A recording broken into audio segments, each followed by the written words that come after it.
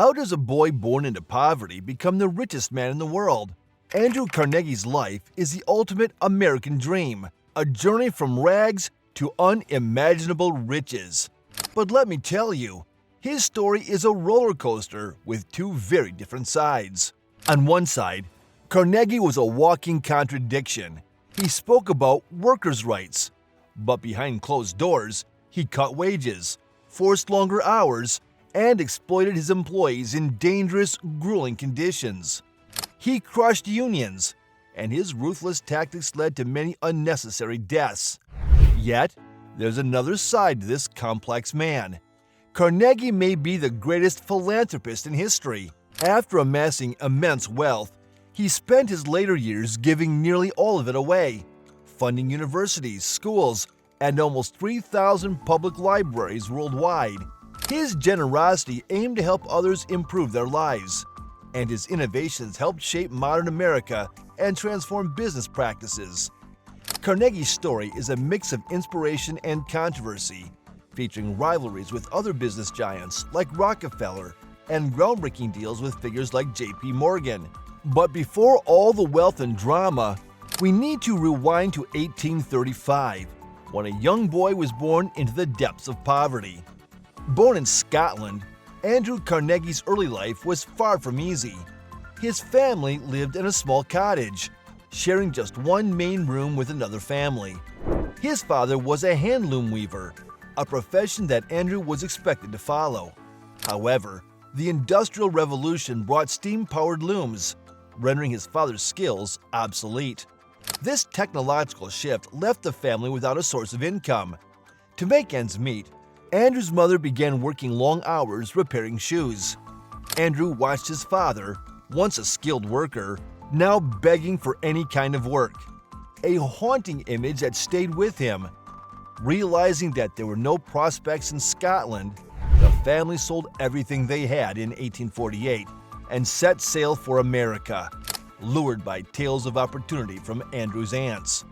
Arriving in Pittsburgh, Pennsylvania, a bustling manufacturing hub, Andrew's parents struggled to find stable work. Recognizing the family's dire situation, Andrew dropped out of school after just 5 years. At 12, he started working in a cotton mill, earning $1.20 per week for 12-hour days. The first paycheck filled him with pride, knowing he was contributing to his family's survival. Andrew soon moved up to a slightly better position as an engineer's assistant in the mill, though the job gave him nightmares of factory accidents. By 14, he found a job as a messenger boy at a local telegraph office, which paid more and allowed him to network with Pittsburgh's business elite. He memorized the names and faces of influential people, a strategy that paid off when Thomas Scott, a regional manager for the Pennsylvania Railroad, noticed him. Scott hired Andrew as his personal telegrapher and private secretary, boosting his wages to $35 per month and providing him with invaluable exposure to the workings of a major corporation. Recognizing Andrew's potential, Scott became his mentor, guiding him through the intricacies of running a profitable business.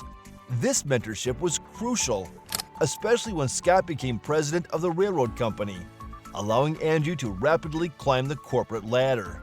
While Andrew's future looked promising, tragedy struck when his father died at 51, broken by the industrial changes that had cost him his livelihood.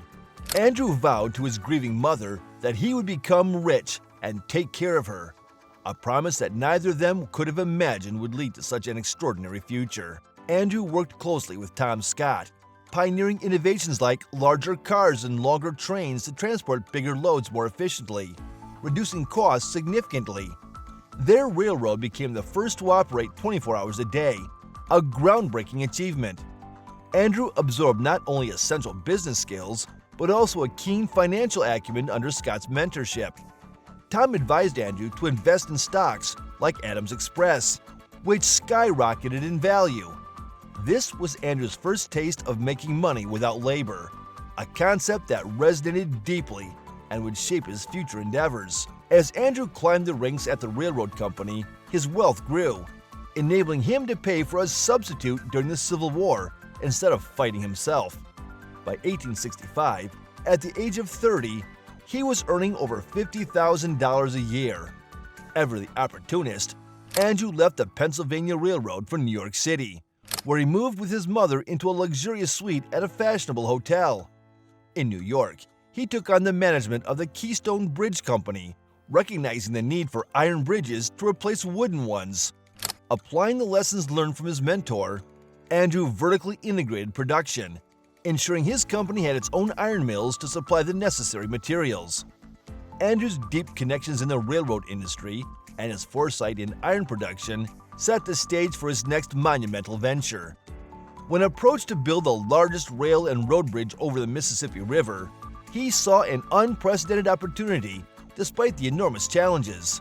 Steel, stronger and more durable than iron, was the answer, but it was prohibitively expensive and difficult to produce in large quantities. Andrew's relentless pursuit of innovation led him to Henry Bessemer's revolutionary steel production process. The Bessemer converter dramatically reduced the time needed to produce steel, making mass production feasible. Recognizing the potential, Andrew invested heavily in this technology, setting up his first steel mill and securing additional investors. His gamble paid off, and after years of grueling work, the Eads Bridge was successfully built, the first large-scale steel structure. To prove its safety, Andrew famously paraded a circus elephant across the bridge, reassuring the public and officially opening the bridge for business. Andrew Carnegie's steel empire was built on a foundation of relentless efficiency and strategic business decisions. Initially, the railroads were Carnegie's biggest customers, eager to replace their wooden bridges and rail lines with stronger, more reliable steel. Recognizing the importance of these relationships, Andrew made a strategic decision when naming his first steel mill. Rather than naming it after himself, he called it the Edgar Thomson Steel Works, after the president of the Pennsylvania Railroad. This move was not just a gesture of appreciation, but a calculated effort to secure business, and it worked almost immediately. Edgar Thomson himself ordered 2,000 steel rails from Carnegie's new company. The success of Carnegie's steel operations was due in large part to his ruthlessly efficient production methods. Growing up in poverty, Andrew had learned the importance of tracking every penny, a principle he carried into his business. His motto, "Watch the costs and the profits take care of themselves," was a driving force behind his operations. To save money, Carnegie cut labor costs and pushed his workers to their limits, expecting them to work 12 hours a day, 7 days a week, with only one holiday per year, the 4th of July. This grueling schedule led to numerous injuries and fatalities, as workers lacked proper protective equipment and safety measures. Andrew's mills were dangerous places, with employees pushed to their mental and physical breaking points. To further drive productivity, Carnegie fostered competition among workers, setting new production quotas based on their best performance and firing those who couldn't keep up. This led to high employee turnover, but it didn't bother Carnegie.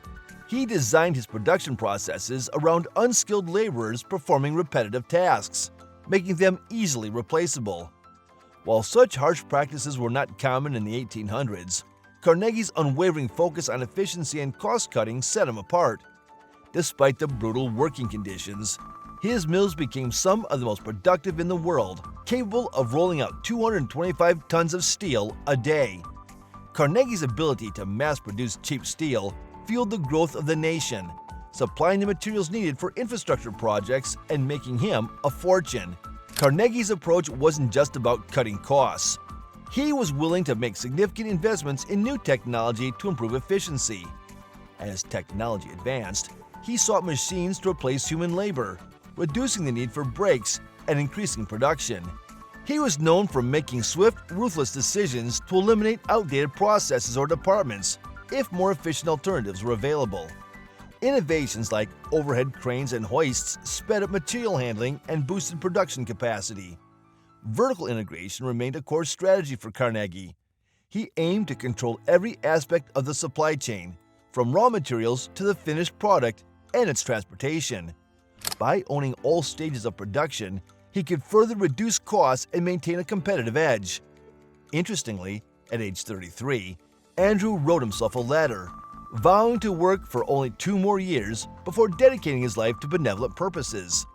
He wrote, Simply making more money must degrade me beyond hope of permanent recovery. However, 2 years later, not only was Carnegie still working, but he was also embroiled in more controversy than ever before.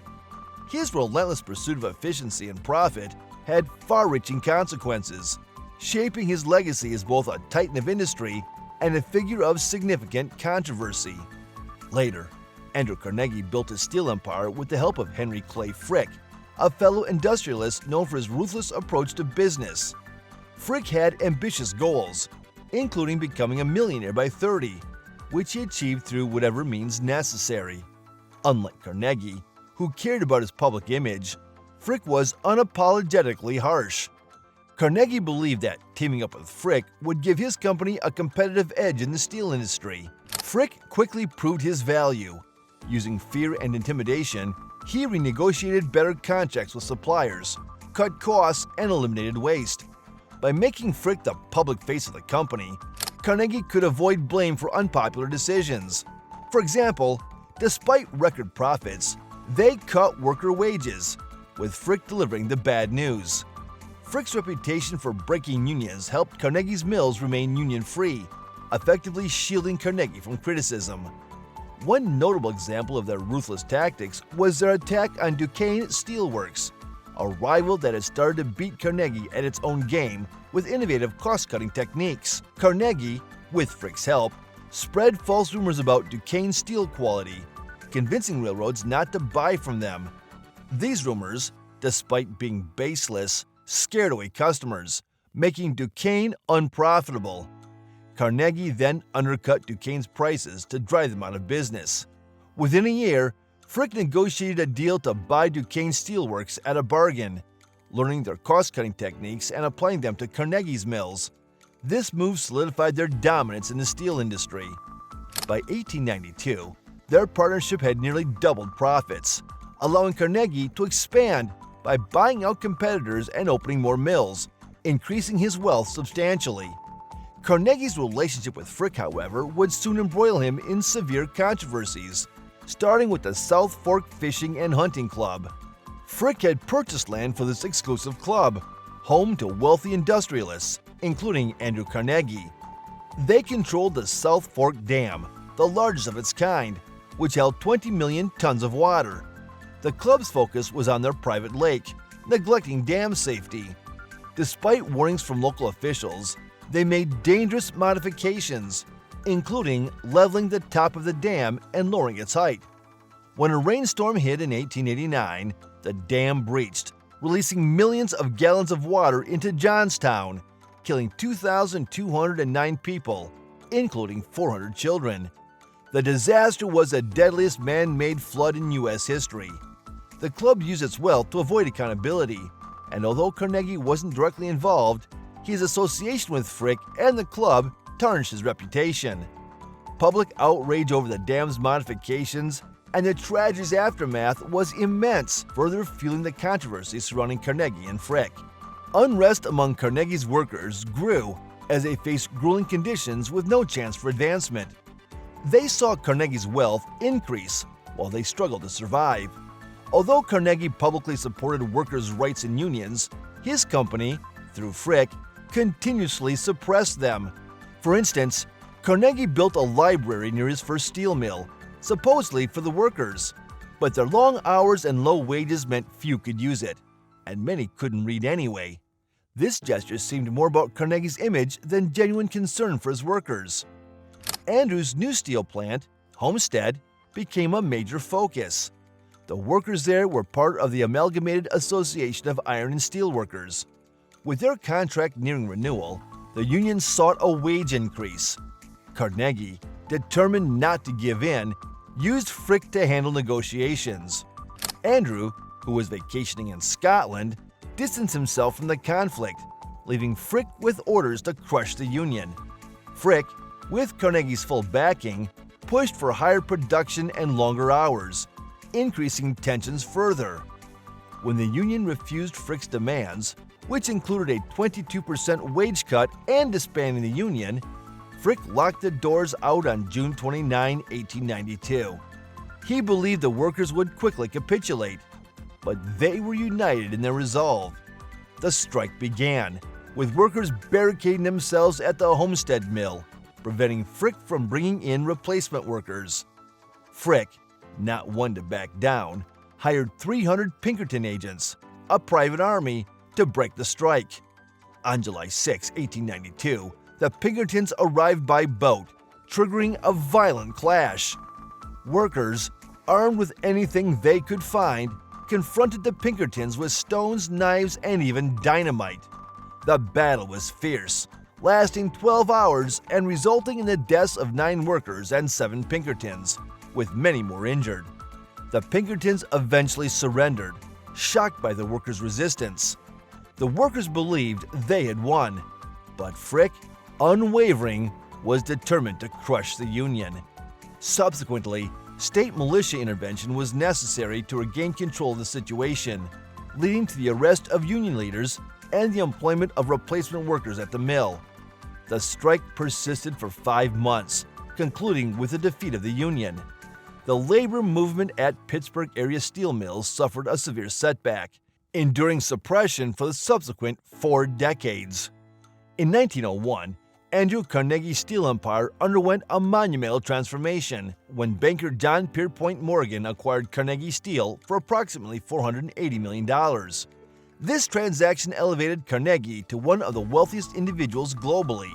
Concurrently, Morgan amalgamated Carnegie Steel with other leading steel enterprises to establish U.S. Steel, the world's inaugural billion-dollar corporation, thereby reshaping the industrial landscape.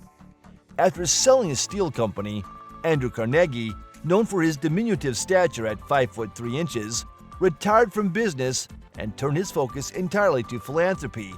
In 1889, he penned a seminal essay titled The Gospel of Wealth, where he argued that the wealthy have a moral duty to use their fortunes to benefit society.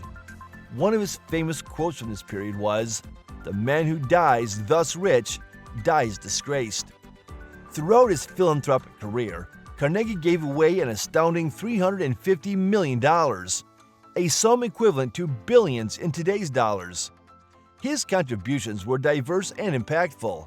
He established over 2,500 public libraries worldwide, donated more than 7,600 organs to churches globally, and funded numerous institutions dedicated to scientific research, education, and world peace, many of which continue to operate today. Among his most renowned gifts was the funding of Carnegie Hall, the iconic New York City concert venue that opened its doors in 1891 with $1.1 million from Carnegie.